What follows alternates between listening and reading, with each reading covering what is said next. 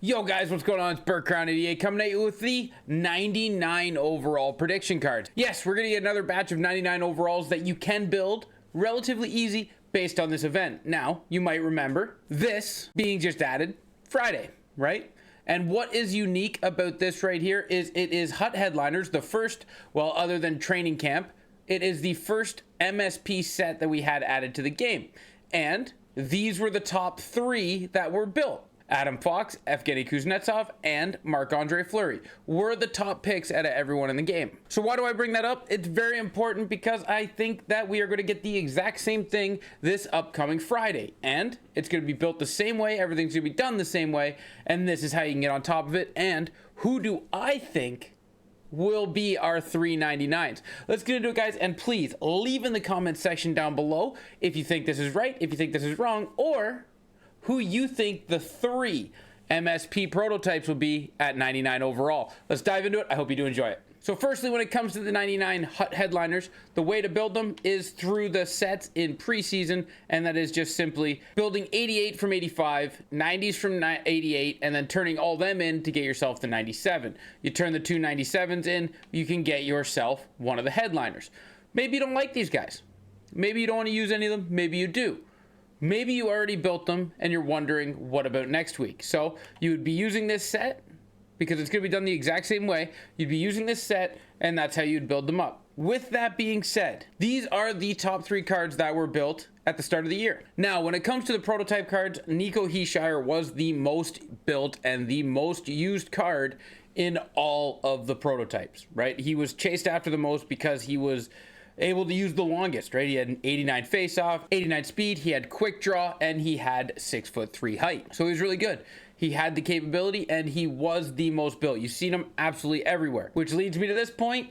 Nico Hischier will be our next 99 top build card. He will be the first one out of this list. He will be number 1. The highest built card will be Nico Hischier, and he will get a 99. So if you like Nico Hischier, build yourselves up some 97s and get ready to trade them in. That's what I'm doing. I currently have 4 97s on my team, one in which is going to go to Evgeny Kuznetsov, and the other probably won't go to Nico Hischier because I'm waiting to see if one of my other choices here is a 99, because the one that I think is a 99 is in a 3-way tiebreaker, but Nico is definitely a 99 in my opinion. And the second place will be Quinn Hughes. Now Quinn Hughes is small, but he had 93 speed, which is huge early on in the year, and size doesn't really matter because, you know, the big guys haven't got their speed yet, so a 93 speed player can just zip right by them, not worrying about the size difference yet at this point of the year. That's why he was built the second amount. And second, Quinn Hughes was a lock for team of the year, which means he would be probably a lock for team of the season. Team of the season was kind of done a little differently this year from last year, but we all had the understanding that Quinn Hughes was going to be a lock for team of the season, which means you could turn in his power up. But then when he didn't get his team of the year, everyone was wondering what was going on. But not getting on that, getting on the fact that Quinn Hughes was so highly looked at getting all these great cards and how good he was at the start of the year, you could save this MSP for his team of the season, which you ended up being able to do. That's why people built it. So you had his MSP for the team of the season and you could use his MSP now. So that's why Quinn Hughes is a second place lock for me. So we got Nico and we got Quinn. But the 3 cards that are in a three-way tie for me, I want you guys to put in the comment section down below who you think, because my third option is going to be Brayden Point. Now, I've got a player on this list that I think could have been or could still be top 3 because of the team he plays for, but I want to go with my honest opinion on this one, and I think it's going to be Nico, Quinn Hughes, and Brayden Point. And the reason I think that is because Brayden Point has 92 speed. The card has a great shot. He was unbelievable at the start of the year. So I think Brayden Point would be the third option. And another one that could be a third option was Devon Toews. Left-handed defensemen were a rare commodity early on in the year that were good. There were left-handed defensemen, but they weren't good. So they were rare, and he had 88 speed, which made him good. 90 defensive awareness, which was great.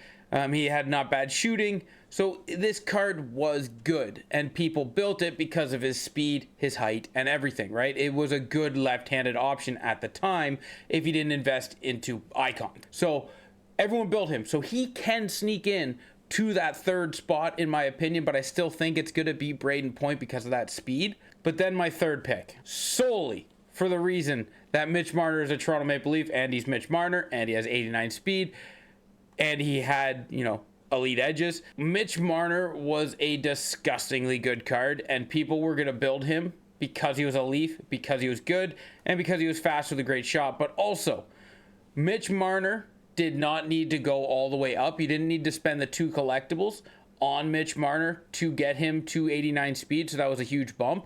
And this prototype set, this first couple of months into the NHL game, had that return on investment being pounded by the player base, where they would use cards that they could power up to a point where it only took 1 power up collectible, and then they could power them down, take the power up collectibles back, and get rid of the MSP without it costing them anything. So like if you got Mitch Marner's 82 overall, you had to build the card, which it didn't take much. It was 1 collectible to build them, and then you had to put 10,000 coins in. Well, you could get half that back. And then you had to put a power-up collectible in. Well, you got that power-up back. You put a power-up collectible in, you got that back. But if you took them to the next tier, you only got 1 back instead of both. So people weren't going all the way up.